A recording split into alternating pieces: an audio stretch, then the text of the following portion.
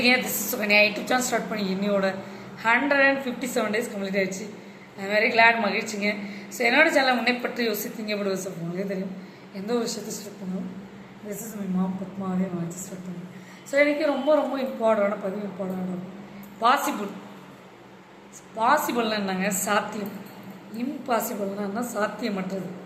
So நாம் ஒரு விஷயம் பாசிபிள்னால் அதை உடனடியாக செஞ்சிடணும். ஒரு விஷயம் இம்பாசிபிள்னா அதை விட்டுறணும். இந்த ரெண்டு விஷயத்தை மட்டும் நாம் கற்று வச்சுக்கிட்டா ஃப்யூச்சரில் வெற்றி மேலே வெற்றி நமக்கு வந்து சேர்ந்துக்கிட்டே இருக்கும். இதில் ஒரு டெக்னிக்கும் இருக்கும். ஸோ பாசிபிளான விஷயத்தை, சாத்தியமுள்ள விஷயத்தை இம்மிடியேட்டாக நீங்கள் வந்து செஞ்சிடணும்.